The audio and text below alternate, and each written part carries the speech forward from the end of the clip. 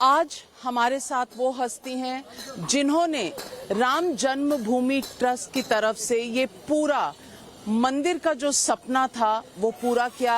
Nripendra Mishra ji, chairman of the construction committee also, and somebody who has been watching minute to minute the program of the construction of the Ram Mandir. नमस्कार। और आज राम जन्मभूमि पर हम खड़े हैं। हमारे पीछे राम मंदिर एक सपने से आज रियलिटी में साकार नजर आ रहा है। नृपेंद्र मिश्रा जी, यूं तो राम का वनवास 14 साल का था, पर मुझे लगता है 500 साल बाद जब राम घर लौटेंगे, सबसे पहले तो क्या भावना है? आप ऑफिसर रहे हैं ऑफ द गवर्नमेंट, आप बहुत ऊंचे ऊंचे पदों में रहे हैं, प्रधानमंत्री के साथ रहे हैं, लेकिन राम जन्मभूमि का ये जो कंस्ट्रक्शन का प्रोजेक्ट था, इसकी आपके दिल में क्या जगह है? आपने बहुत अच्छा प्रश्न किया, क्योंकि जो भी अब तक अनेक वर्ष 1967 से मैंने अनुभव प्राप्त किया था और जिस प्रकार की सार्वजनिक सेवा में हम अधिकारीगण रहते हैं, वह तो एक दूसरा अनुभव होता है। एक अपने तरीके का अनुभव है, लेकिन उसमें बहुत एक स्ट्रक्चर्ड हायरार्की होती है, उसका अनुपालन किया जाता है। लेकिन जब ये कार्य हमको मिला वर्ष 2020 में, ट्रस्ट का गठन हुआ और निर्माण का कार्य दिया गया, तो सबसे पहली भावना, मैं आपको सच बताता हूँ, विश्वास से कह रहा हूँ कि एक दैविक जैसे आशीर्वाद हो, वह लग रहा था कि मुझे प्राप्त हुआ। भगवान का स्थान, उसका निर्माण करना, और इतने वर्षों से मैंने वो दिन देखे हैं जब रामलला यहीं पर एक टेंट में थे और लोग तब भी उनकी आराधना करते थे। उतनी ही श्रद्धा थी लोगों की, लेकिन हम सबको दुख होता था कि रामलला को इस प्रकार के टेंट में रखा गया है। तो अगर हम वहाँ से आज तक की यात्रा देखें तो आप भी सहमत होंगी, आपके भी मन में होगा, करोड़ों लोगों के मन में होगा कि कम से कम रामलला अपने सही स्थान पे, जहाँ कहा जाता है कि उनका जन्म हुआ, जहाँ उनका राज्य था, वहाँ पहुँचे।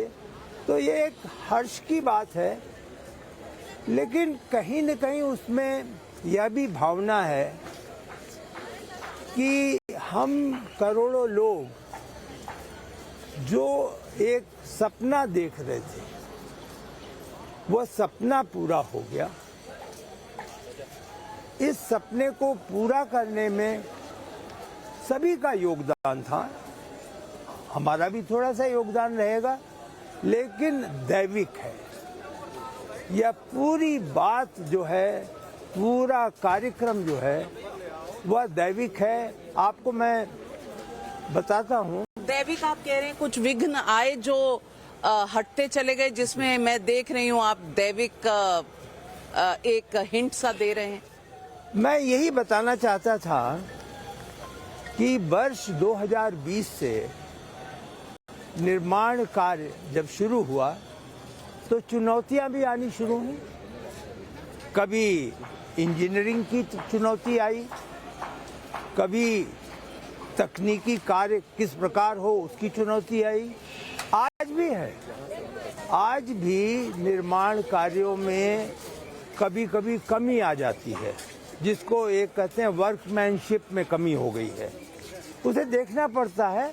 हो सकता है कि हम कुछ अंश को दोबारा बनवाएं, जैसे यहाँ पे श्रद्धालुओं के लिए जो आपने देखा कि कैनेपी लगी हैं, जी, तो उस कैनेपी में अगर कोई कमी होगी तो हम उसको दोबारा ठीक करेंगे।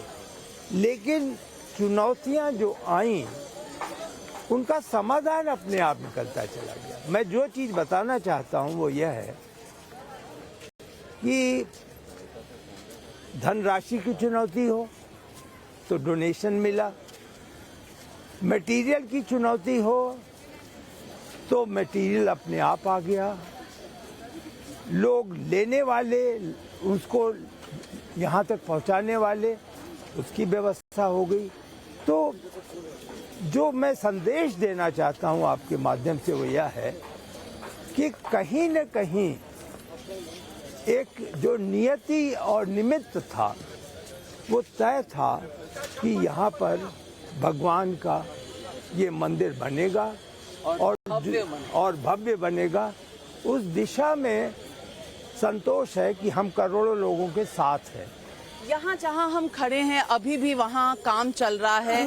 लगभग 72 घंटे रह गए हैं। नृपेंद्र मिश्रा जी, मैं आपसे रिक्वेस्ट करूंगी कि थोड़ा सा जो यहाँ से दिख रहा है वो हमारे दर्शकों को अपनी नजरों से समझा दें कि कहाँ क्या होगा और कैसे होगा 22 तारीख को। पहले तो आपको निर्माण कार्य समझा दें। जो आप देख रही हैं निर्माण, ये परकोटा का अंश है। परकोटा का मतलब ये है जो मंदिर के चारों तरफ परिक्रमा का एक मार्ग है, वह केवल मार्ग नहीं है, वह एक निर्माण है जिसमें लोग जा सकेंगे। और उसमें एक बहुत बड़ी बात जो आपको मई जून तक दिखाई देने लगेगी कि उसमें म्यूरल्स होंगे, ब्रॉन्ज के बड़े बड़े म्यूरल, 6 फीट से 5 फीट तक के म्यूरल्स होंगे जो लगे होंगे। और ये 795 मीटर का पूरा चक्कर है, 795 मीटर्स का।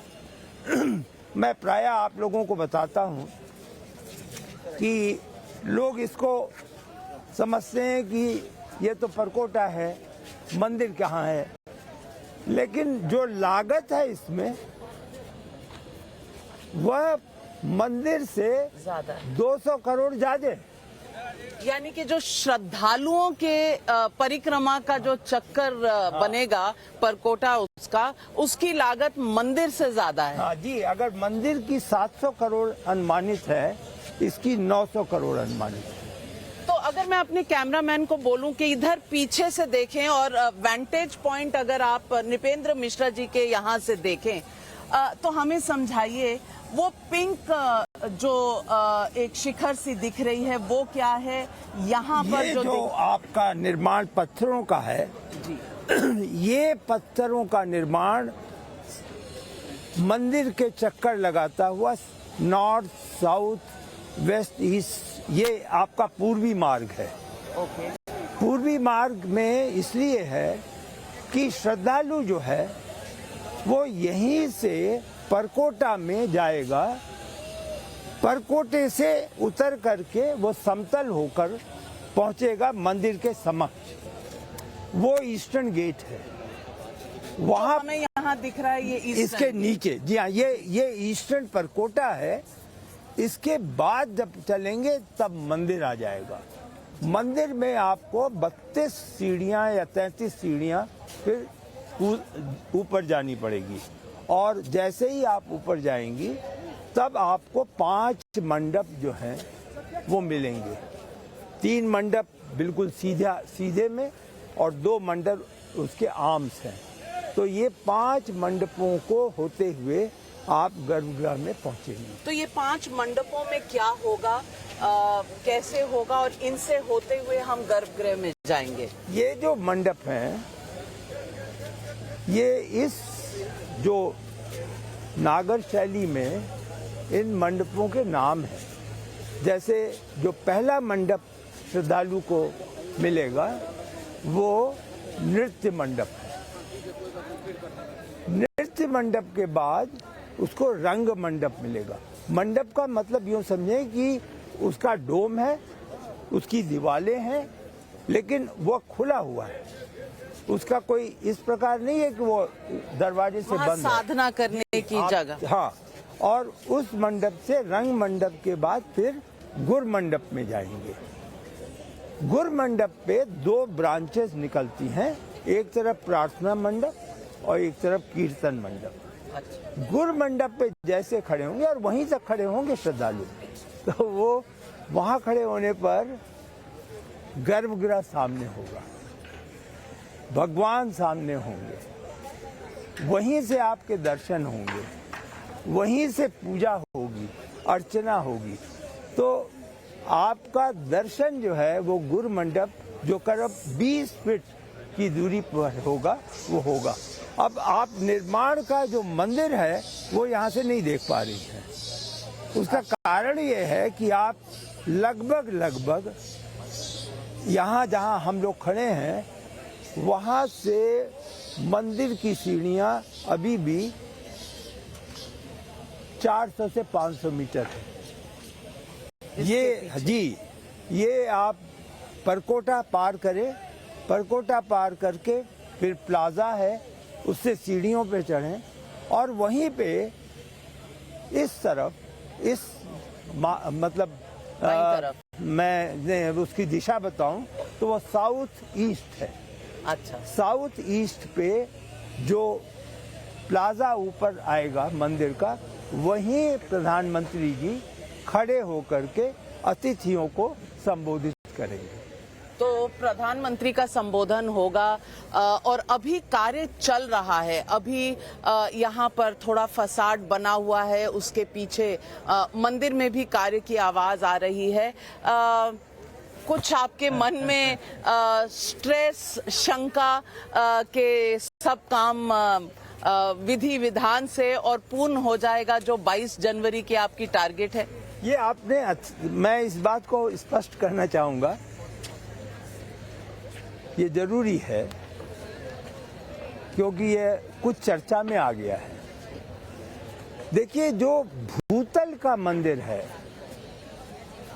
इसको समझना होगा। भूतल के मंदिर में रामलला है। रामलला के मंदिर में गर्भगृह है और 5 मंडप है। सबसे मंडप अधिक भूतल पर हैं। ये टेपरिंग स्ट्रक्चर है जी। तो रामलला का मंदिर पूरा हो गया, रामलला वहां पहुंच गए।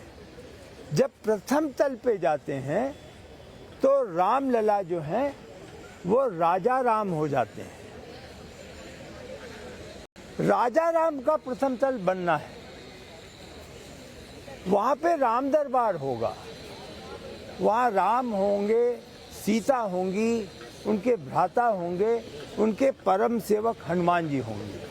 तो जो लोग कहते हैं मंदिर, हम ये स्पष्ट करना चाहते हैं कि रामलला का मंदिर पूरा हुआ, उसका फेज 1 हमने बनाया था, वो प्रथम चरण में हमें पूरा करना था दिसंबर में। निर्माण कार्य, आपने बिल्कुल सही कहा कि निर्माण कार्य चल रहा है, उसकी आवाज़ आपको मशीनों की सुनाई पड़ रही है, इसलिए कि वो पत्थर जो हैं प्रथम तल पे वो पहुंचाए जा रहे हैं और वो फिक्स हो रहे हैं इस कार्य को। और दूसरे तल पे अनुष्ठान के लिए व्यवस्था है जहां विशेष यज्ञ होंगे। तो दूसरा तल अनुष्ठान का है, प्रथम तल राम दरबार है और भूतल पे रामलला है। इसीलिए लोग पूछते हैं रामलला के यहाँ सीता जी क्यों नहीं है? तो मैं यही बताना चाहता हूँ कि सीता जी यहाँ पर नहीं होंगी, वो प्रथम तल पे होंगी। तो ये बाल अवस्था के हमारे रामलला, अब इस पर भी सवाल कई उठे हैं। रामलला जो टेंट में थे, उनकी एक मूर्ति है जो हमने भी यहाँ पर देखी थी, अब वो अंदर चली गई है कि जाने वाली है, वो रहेंगे या एक कल रात को भी शाम रंग के नील पत्थर के बने हुए श्याम राम जी हैं, वो वाली मूर्ति गर्भगृह में जाएगी? पर वो जितनी तस्वीरें अभी तक आई हैं वो तो थोड़े बड़े राम जी लग रहे हैं।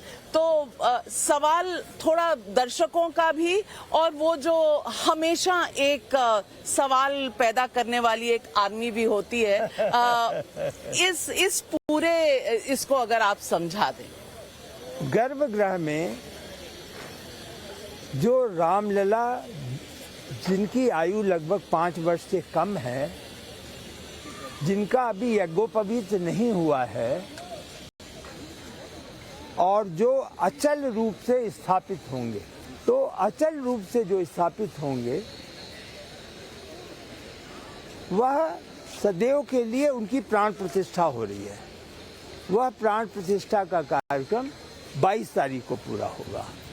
उसी सिंहासन पर उनकी मूर्ति के समक्ष वह भगवान आएंगे जिनके बारे में यहाँ करोड़ों लोगों को विश्वास है कि सन 47-48 में भगवान प्रकट हुए थे। तो वो रामलला की मूर्ति जो आपने कहा कि आपने देखा है, जो कि एक अस्थायी मंदिर में था, उन्हें वहाँ पर 20 तारीख तक ला दिया जाएगा, जिससे दोनों की पूजा एक साथ होगी। प्राण प्रतिष्ठा अचल मूर्ति, क्योंकि 47 के तो भगवान ऑलरेडी प्राण प्रतिष्ठित हैं, उनको तो मुकदमे में एक पक्ष का पिटिशनर माना गया है, तो वह रहेंगे ही, वो तो पिटिशनर हैं। और उन्हीं के साथ उन्हीं की मूर्ति 5 वर्ष की है। दोनों की भविष्य में पूजा वैसे ही होगी, जो विधि है वो दोनों की होगी। जो मूर्ति की अब आ रही है वर्तमान मंदिर से अस्थायी, वह उत्सव मूर्ति कहलाती है। उत्सव मूर्ति का कॉन्सेप्ट आपने पुरी मंदिर में जाना होगा।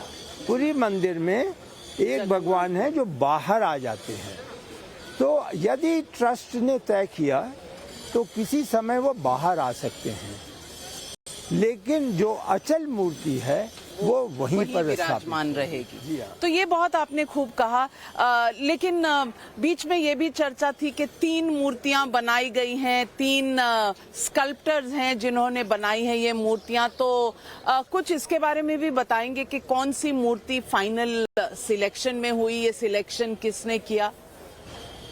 जी, ये सही है। 3 देश के माने जाने मूर्तिकार थे जिन्होंने पत्थर की पहचान की। उस पत्थर की फिर हमने जांच कराई। एक केंद्रीय अनुसंधान संस्था है जो पत्थर पे ही कार्य करती है। उन्होंने उसमें से पत्थर के गुणों को देखकर, बल्कि मैं आपको बताऊं, ये शायद मैंने कहीं नहीं कहा है, जो मूर्तिकार जिनकी मूर्ति भगवान के प्राण प्रतिष्ठा के लिए चुनी गई है, इनका नाम है योगीराज जी। ये मैसूर के रहने वाले। इन्होंने 2 माह कार्य कर लिया था, पत्थर पर 2 माह कार्य कर लिया था। इस बीच में रिपोर्ट आ गई कि जिस पत्थर पे भगवान का कार्य हो रहा है उसके जो रासायनिक गुण हैं, केमिकल फीचर्स हैं, कार्बन, वाटर एब्जॉर्प्शन वगैरह वगैरह, वह मानक के अनुसार नहीं है। तो ये गोपनीय था। उनको बुलाया गया, उनको हम लोगों ने बताया, लेकिन बेचारे निराश नहीं हुए और उन्होंने कहा ठीक है, इसको हम बगल में रखते हैं, हम फिर जाएंगे, एक दूसरी कृष्ण शिला लाएंगे, पहले उसकी जाकर जांच कराएंगे। वो अनुसंधान संस्था केंद्र की है, केंद्र सरकार की है। वो जब पास करेंगे तब हम उस पत्थर को लाएंगे और उस पर हम भगवान का स्वरूप बनाएंगे। वर्तमान भगवान का जो प्राण प्रतिष्ठा होने जा रही है वह उस कृष्ण शिला की है जो दोबारा वो लाए और उस पर उन्होंने दिन और रात कार्य किया।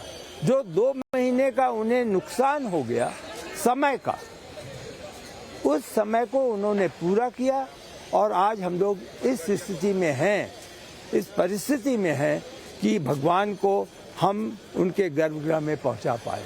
नृपेंद्र मिश्रा जी, यहाँ श्रद्धालु जा रहे हैं, थोड़ी सी हम भी कोशिश करें श्रद्धालुओं के साथ कुछ आगे तक जाने की। और मैं ये पूछूंगी, ये शिल्पकारी, ये सारा कुछ जो हुआ है, ये किसी डिजाइन की कमेटी ने किया है?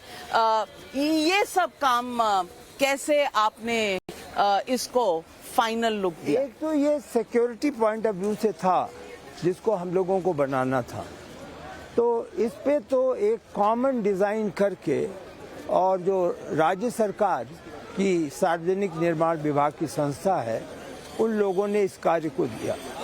कार्य इतना बड़ा हो गया था कि हमको एल&टी तो मुख्य निर्माण करता है, वो समझिए 90% निर्माण करता है, लेकिन हमको उत्तर प्रदेश राजकीय निर्माण निगम की सहायता लेनी पड़ी। तो जो ये श्रद्धालुओं को आपने कैनेपी देखा ना, जी, हाँ, जो कि लोगों को एक तरीके से राहत मिले, धूप में वर्षा में विश्राम कर सके, ये सारा कार्य जो मार्ग में आपने शुरू में स्तंभ देखा, वह सब राजकीय निर्माण निगम ने किया, और ये कार्य सार्वजनिक निर्माण विभाग ने कराया। ये जो मार्ग बना है, ये सार्वजनिक निर्माण विभाग का है। तो तीनों संस्थाओं ने मिल करके इस कार्य को किया है। ये श्रद्धालु जो हैं, आपने कहा कि जरा यहाँ देखें, नहीं, ये श्रद्धालु जो हैं वो दर्शन करने जा रहे हैं। इनकी जांच हो गई, अब ये भगवान के समक्ष होंगे। आप इनकी श्रद्धा सोचिए, इन्हें मालूम है कि वर्तमान भगवान जो हैं वो गर्भगृह में जा रहे हैं। 2 दिन बाद ये दर्शन करते तो गर्भगृह में दोनों भगवानों को ये दर्शन कर सकते थे, लेकिन इनकी उत्सुकता यह है कि आ गए हैं, आज ही दर्शन कर लेंगे, शायद रुके 2 रात और उसके बाद फिर 23 तारीख को दर्शन करें। तो ये कुछ लोगों का ये भी कहना है कि 22 तारीख के जो दर्शन के अतिथिगण बुलाए गए हैं, आमंत्रित हैं, वो वीवीआईपी हैं, और आपने वीवीआईपीज का चयन किया है किसी तरीके से, और कुछ राजनीति के भी उसके ऊपर छींटे पड़ रहे हैं कि ये एक पार्टी विशेष का कार्यक्रम हो गया है। क्या इन सब बातों को सुनकर कभी कहीं मन में कोई रोष उठता है? पहले तो स्पष्ट करूं, ये जो 22 तारीख का कार्यक्रम है, ये हमारे न्यास का कार्यक्रम है, निर्माण समिति का कार्यक्रम नहीं है। हमारे न्यास के जो जनरल सेक्रेटरी साहब हैं, वो श्री चंपत राय जी हैं। न्यास के जितने सदस्य हैं, सभी कार्य को मिलकर देख रहे हैं। श्री चंपत राय जी की सहायता के लिए जो स्वयं सेवक हैं, लगभग 500 स्वयं सेवक उनकी सहायता कर रहे हैं, जो यही नहीं पूरे अयोध्या में सुविधा देने के लिए इस कार्यरत है। खाना कैसे हो, रात्रि निवास भी बहुत से चल रहे हैं, रात्रि निवास है, टेंट सिटी है, ये सब न्यास का कार्य है जो श्री चंपत राय जी ने अपने जिम्मे लिया हुआ है और देख रहे हैं। लेकिन जो आपने प्रश्न पूछा कि ये तो आपने 22 तारीख वीवीआईपी का फंक्शन कर दिया, ऐसा नहीं है। हमारे राम देश विदेश सभी के राम हैं, मर्यादा पुरुषोत्तम हैं। आप उन्हें धर्म से मत देखें, धर्म से मत देखें, उनको उनके गुण से, उनके मर्यादा से देखें। इस तरह हम आप समझें कि क्या उनका ग्लोबल मैसेज आज भी रेलेवेंट है। अगर है तो फिर ऐसे लोग चुने गए जो हर कार्य क्षेत्र में, जिन्होंने उच्चतम शिखर पे उपलब्धि प्राप्त की, स्पोर्ट्स हो, कलाकार हो, हमारे धर्मगुरु हो, राजनीतिक क्षेत्र में हो, लोग कार्य कर रहे हैं। तो उनके जो राष्ट्रीय स्तर का प्रतिनिधित्व है, उनको यहाँ पर आमंत्रित किया गया। इरादा ये था, आशा ये थी कि उनके माध्यम से अन्य करोड़ों लोगों को एक संदेश पहुंचेगा कि अब आप अपने भगवान को 23 जनवरी से आकर देख सकेंगे। तो इसमें ना कोई राजनीति है, ना कोई भेदभाव है, धर्म का भी भेदभाव नहीं है। मुझसे लोग पूछते हैं क्या केवल हिंदू जाएंगे? मैं ये उनसे पूछना चाहता हूँ, और आप देख रही हैं जब ये पुलिस के विभाग के लोग फ्रिस्किंग कर रहे हैं, या तो नहीं पूछ रहे हैं कि तुम किस धर्म के हो, जो भी आ रहा है उसको फ्रिस्क करते हैं और उसको भेज देते हैं। तो कोई धर्म की रुकावट तो है नहीं, ना कोई हम ये पहचान करना चाहते हैं कि ये हिंदू धर्म के भगवान हैं। हम तो इन्हें वह भगवान मानते हैं जो सभी के लिए प्रिय हो, सभी के लिए एक तरीके से रोल मॉडल हो। रोल मॉडल हो, that is the word. Role model हो, क्योंकि सब कहते हैं कि राम जिस तरह मर्यादा पुरुषोत्तम राम हो, उसी तरह से सबका अपना कैरेक्टर होना चाहिए, अपना कैरेक्टर है। बचपन से हमारी संस्कृति में ऐसे सिखाया जाता है कि राम की तरह बनो।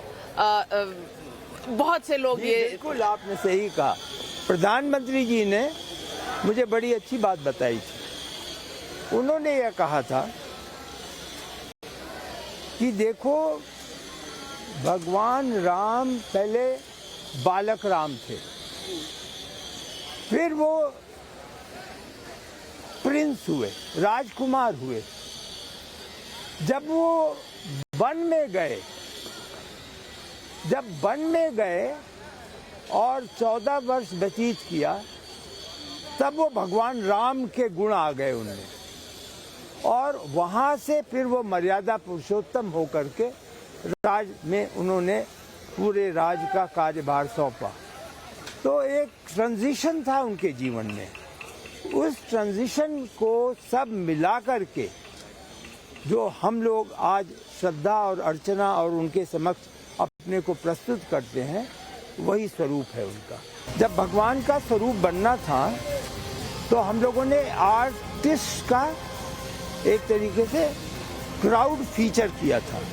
क्राउड से लोगों से कहा था कि ऐसे भगवान होंगे, उनका आप चित्र बनाएं और चित्र बना के भेजें।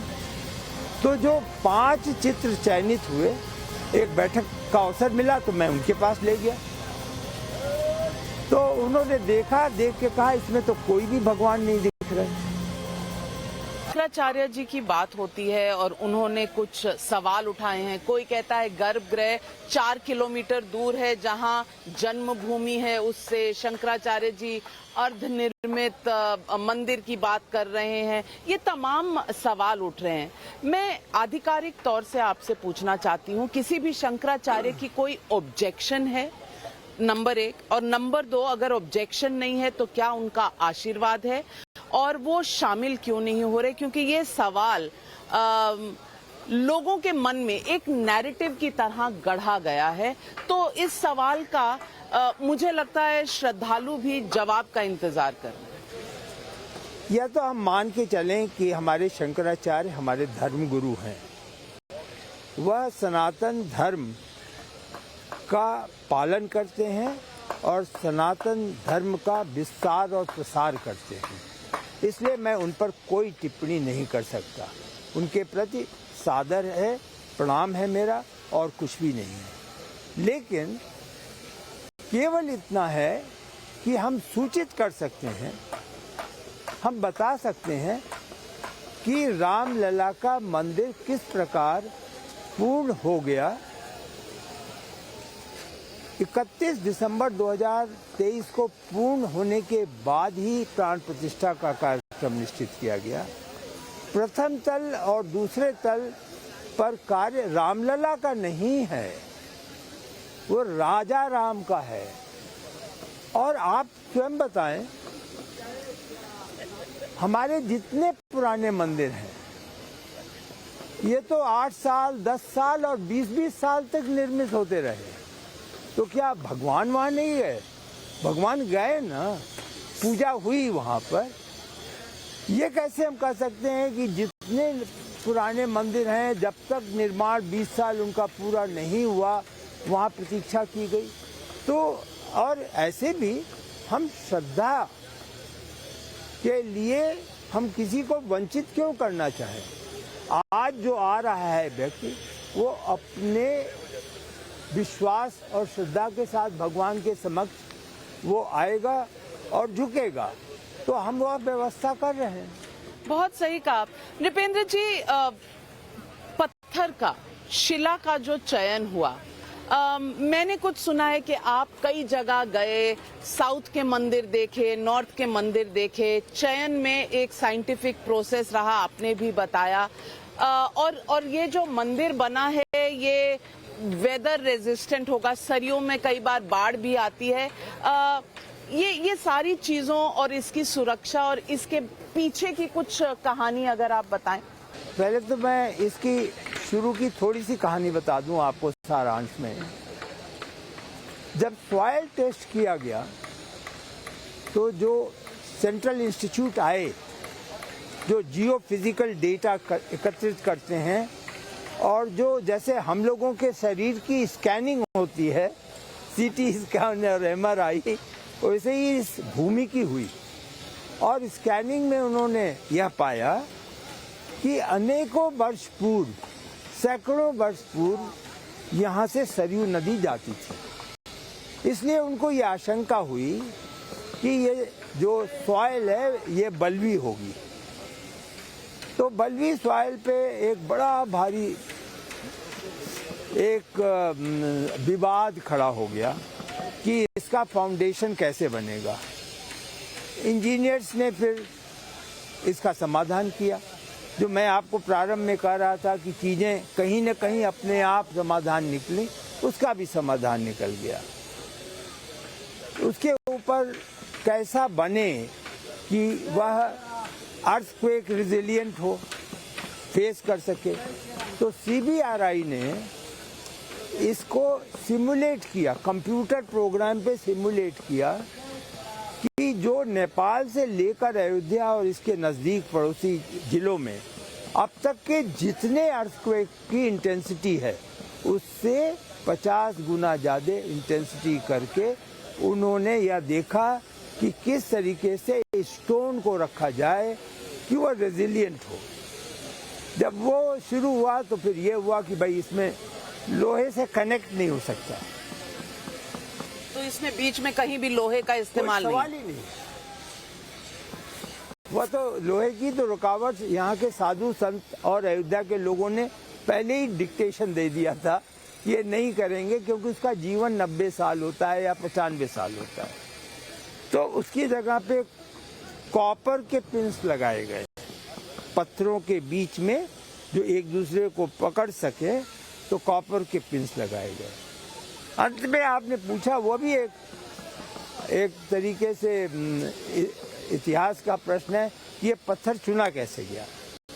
तो एक भावना यह थी, मेरी भी थी, कि अयोध्या में सफेद मूर्ति की पहचान है। अधिकांश मंदिर के निर्माण सफेद मूर्ति के हैं, नॉर्थ में भी है।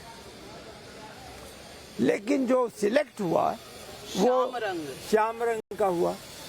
आप तुलसी का रामायण पढ़ें तो श्याम रंग ही है, अपने आप सिलेक्ट हुआ। क्योंकि एक स्कल्प्टर ने जयपुर के मार्बल से भगवान का स्वरूप बनाया, आज वो है बिल्कुल वाइट, और उसको हम लोग रखेंगे।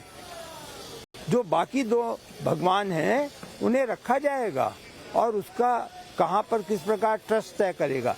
लेकिन मैं जो आपको बताना चाहता था कि हमारे मन में यह था, आज भी है, कि जब श्याम रंग का यहाँ पर दर्शन कराया जाएगा तो विशेष रूप से अयोध्या और नॉर्थ इंडिया के लोगों पर मानसिक किस प्रकार का प्रभाव होगा। क्योंकि हमारी आशा नहीं, प्रधानमंत्री जी इसको बहुत अच्छे ढंग से बताते हैं। वो कहते हैं जब आप भगवान ऐसे हों हमारे राम कि उनके हम समक्ष हों तो हमको फिर विश्व भूल जाए और विश्व को हम भूल जाएं, केवल हम हो और राम हो। तो उन्होंने कहा था मूर्ति ऐसी होनी चाहिए, मूर्ति की सरलता ऐसी होनी चाहिए उनका जो फेस है वो अपने में ही देवत्व हो, भगवान स्वरूप हो। तो यह प्रधानमंत्री जी का विवरण था। हम सभी आशा करेंगे कि जब वो दर्शन करेंगे तो उनको इसी प्रकार की भावनाएं होंगी। तो अभी तक प्रधानमंत्री ने मूर्ति देखी नहीं है? उन्होंने बिल्कुल नहीं देखी है। तो चयन ट्रस्ट ने ही किया है? चयन ने किया, बड़े प्रजातांत्रिक ढंग से किया। सबकी राय एक कागज पर ली गई, चंपत राय जी ने उसको प्राप्त किया, फिर उन्होंने बताया कि चयन का परिणाम क्या है और इस प्रकार स्वीकार किया। नृपेंद्र जी, बहुत से लोगों का, श्रद्धालुओं का बलिदान भी हुआ है। कुछ आंकड़े बताते हैं कि पिछले 500 वर्ष में 3-4 लाख लोगों ने अपने प्राणों की आहुति दी इस मंदिर को बनाने में। एक थोड़ा सा फ्लैशबैक कहूंगी, आप उत्तर प्रदेश के IAS कैडर थे, आप मुलायम सिंह के प्रिंसिपल सेक्रेटरी भी थे, कल्याण सिंह जी के भी थे। उस दौर की जो एक तरह से जद्दोजहद थी, उसे आप याद करते हैं और आज ये दृश्य देखते हैं तो क्या मन में आता है कंपैरिजन में? या ये अगर आपने प्रश्न नहीं किया होता तो मैं सोचता कि कहीं प्रश्न आप भूल गई हैं। तीनों फेज में मैंने देखा। मुलायम सिंह जी बहुत ही आदरणीय नेता हैं, स्वर्गीय हमारे मुलायम सिंह जी हैं, मैंने उनके साथ कार्य किया है। उन्होंने इसको कानून व्यवस्था की दृष्टि से देखा। कल्याण सिंह जी ने जब देखा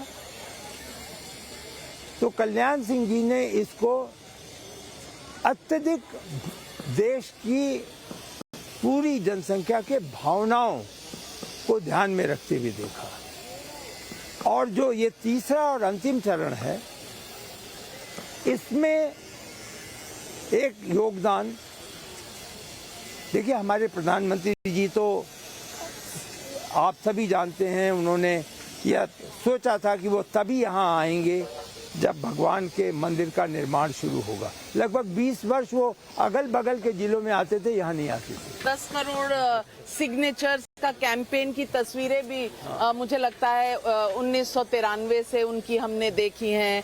और जब रथ यात्रा चली थी तो उसके में गए, सारथी थे। लेकिन अब जब हमने यहाँ निर्माण कार्य करना शुरू किया तो जिसको यदि मैं उल्लेख नहीं करूं आपके समक्ष तो वो मेरी त्रुटि होगी, वह है सर्वोत्तम न्यायालय, सर्वोच्च न्यायालय की भूमिका, जिसने एक मत होकर जो निर्णय दिया नवंबर 2019 में। आप देखें इस राष्ट्र की ताकत, इस राष्ट्र की शक्ति, इस राष्ट्र की हर व्यक्ति का जो हमारे विधान और न्यायपालिका में विश्वास है कि उस दिन से आज तक और आगे आने वाले दिनों में कोई विवाद या नहीं खड़ा कर रहा है कि उच्चतम न्यायालय ने यह निर्णय क्यों किया। सर्वमान्य है। और एक जो आपने कहा कि 500 वर्षों में लाखों लोगों की मृत्यु हुई, एक निर्णय से इस प्रकार का विवाद समाप्त हो गया, तो न्यायपालिका का भी योगदान है।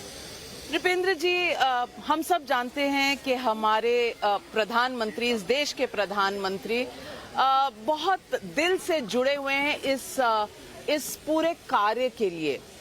और उन्होंने 11 दिन का अनुष्ठान भी किया है, जमीन पर सो रहे हैं, नारियल पानी पी रहे हैं। कितनी बार आपने उनके साथ शेयर किया है प्रोग्रेस, पिछले 3 सालों में क्या हो रहा है? और कोई ऐसा वाक्या जो आपको याद हो, पूछते हुए किसी भी भक्त के बारे में पूछते हुए ऐसे रोंगटे से खड़े होते हैं कि जहां आपको लगा हो कि प्रधानमंत्री जी के लिए ये कितना इम्पोर्टेंट उद्देश्य था? जब ये गठन हो गया हमारे न्यास का, और लगभग उस समय तत्काल कोविड हो गया था, तो कोविड के कारण 5-6 महीने हम लोग यहाँ नहीं आ पाए और लगभग 1 वर्ष तक हम लोग 9 घंटे की कार यात्रा करके आते थे। और यहाँ पे कार्य देखा करती थी। पहली बैठक उस समय हुई तो कुछ कठिनाइयों का मैंने उनसे उल्लेख किया। वो स्वभाव से कठिनाइयों का तात्कालिक समाधान में विश्वास रखते हैं। अगले 2-3 दिनों में ही उस मीटिंग के ठीक 1 सप्ताह समझें के बाद मुझे आभास होने लगा कि उन्होंने कहीं न कहीं हस्तक्षेप कर दिया है और अब निर्माण कार्य में कोई कठिनाई नहीं हो सकेगी। और तब से आज तक किसी प्रकार की निर्माण कार्य में कठिनाई मुझे नहीं हुई है। मेरी कमी हो सकती है, लेकिन किसी प्रकार का जो सपोर्ट सिस्टम है प्रधानमंत्री का, उसमें कमी नहीं आई। और जब भी मिलने का अवसर मिला तो उनका एक ही प्रश्न होता है, कोई कठिनाई है?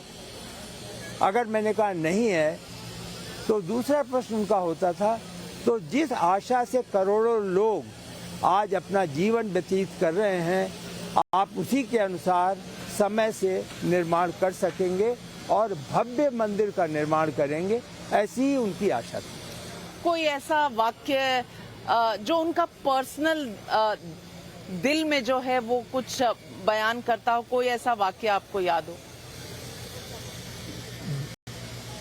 2 कोशिश करूंगा बताने की, बहुत छोटी छोटी। जब भगवान का स्वरूप बनना था तो इसका सबसे पहले आर्ट वर्क होता है। तो हम लोगों ने आर्टिस्ट का एक तरीके से क्राउड फीचर किया था। क्राउड से लोगों से कहा था कि ऐसे भगवान होंगे, उनका आप चित्र बनाएं और चित्र बना के भेजें। तो जो 5 चित्र चयनित हुए, उसको एक बैठक का अवसर मिला तो मैं उनके पास ले गया। तो उन्होंने देखा, देख के कहा इसमें तो कोई भी भगवान नहीं दिख रहे। अच्छा, फिर से प्रयास करिए आप लोग। तो एक तो यह उदाहरण आपको बताऊंगा, और दूसरा यह था कि उन्होंने कहा कि देखिए, यह मंदिर केवल नॉर्थ इंडिया का नहीं हो, ये नॉर्थ इंडिया का हो, साउथ इंडिया का हो, ईस्ट का हो, वेस्ट का हो, इंडोनेशिया का हो, सूरीनाम का हो, कितने देश हर एक चीज। इसलिए उन्होंने पहले तो यह कहा कि यहाँ पर जो फीचर्स हों वो इस प्रकार के हों। जैसे ये परकोटा है, ये वेस्टर्न टेम्पल्स में ज्यादा है। उन्होंने कहा है, अभी हमने पूर्ण नहीं किया है, कि कोशिश करो कि यहाँ गोपुरम का निर्माण हो। गोपुरम का निर्माण हम इसलिए नहीं कर पा रहे हैं कि हमें यहाँ जो भूमि है वो ऐसी सीधी नहीं मिल रही है। गोपुरम को जो लोग बनाते हैं साउथ में, उनका यह कहना है गोपुरम से भगवान का बिल्कुल सीधा दर्शन होना चाहिए, लाइन ऑफ साइट। हाँ, लाइन ऑफ साइट अभी नहीं मिली है, भविष्य में मिल सकती है, तो गोपुरम हो। सबसे बड़ी आवश्यकता उन्होंने बताई कि वह लोगों को आप 7 मंदिर बनाओ जो उनके वनगमन में उनके साथ आए, जैसे निषाद, सबरी, अहिल्या। तो उनका भी महर्षि वाल्मीकि, तो उनके 7 मंदिर का भी निर्माण 2024 तक यहाँ अंदर पूरा किया जाएगा। ये 2 बातें अपने में विशेष थी, जो मेरे वर्तमान याददाश्त में बहुत कस के जमी हुई हैं और जिसकी पूर्ति मुझे करनी है। बस 22 तारीख आने वाली है। देश के करोड़ों लोगों के साथ हमें भी बहुत इंतजार है। आपके लिए मुझे लगता है थोड़ा स्ट्रेस, थोड़ा भाव ऐसा कि भगवान और राम लला सही सब कुछ हो जाए, तो मुझे लगता है जरूर आपके मन में कहीं ना कहीं कुछ शंकाएं भी होंगी, कुछ उम्मीदें भी होंगी, कई सारे भाव आपके मन में आ रहे होंगे। तो हम अपनी तरफ से, देश के करोड़ों श्रद्धालुओं की तरफ से, और टाइम्स नाउ नव भारत के समक्ष दर्शकों की तरफ से आपका बहुत बहुत धन्यवाद करते हैं कि आपके कर कमलों से और आपके कोऑर्डिनेशन से ये इस तरह से ये काम हुआ। नृपेंद्र मिश्रा जी हमसे और हमारे दर्शकों से बात करने के लिए और इसका पूरा एक तरह से इतिहास और साइंटिफिक तरीके से आगे कैसे प्लानिंग हुई ये शेयर करने के लिए आपसे केवल अनुरोध है कि आप दिसंबर 2024 तक अवश्य बीच बीच में आएं, जिससे जो निर्माण कार्य, जिस मंदिर को हम विश्वास दिलाना चाहते हैं कि राम दरबार, भगवान राम प्रथम तल पे और अनुष्ठान की व्यवस्था द्वितीय तल पे और पूरा मंदिर, पूरा परकोटा, ये सब हम दिसंबर 2024 तक पूर्ण करेंगे। इसके लिए आप समय समय पर आएंगी, जिसके माध्यम से पूरे देश के लोगों को पता लगेगा, तो वह मेरे लिए पर्याप्त है। बहुत कोशिश रहेगी। वैसे मैं आपको बता दूं कि 2006 में मैंने रामलला देखे थे टेंट में बाहर, सलाखों के पीछे, और आज जब दर्शन हुए हैं तो मन में अलग खुशी की लहर है और जो श्रद्धा भावना है वो तो है। बस कार्य और वनवास 500 साल का पूरा हुआ, इस बात की बहुत खुशी है। श्रद्धालुओं को मैंने इसी अस्थायी मंदिर में आंसुएं टपकते हुए देखा है। वो देखते थे, अरे ये हमारे भगवान यहाँ पे आंसुओं में हैं, तो हमें तो वो आंसू पोंछने हैं ना। बिल्कुल, आपने कईयों के आंसू भी पोंछे होंगे और उम्मीद की नई किरणें भी जलाई हैं। नमस्कार।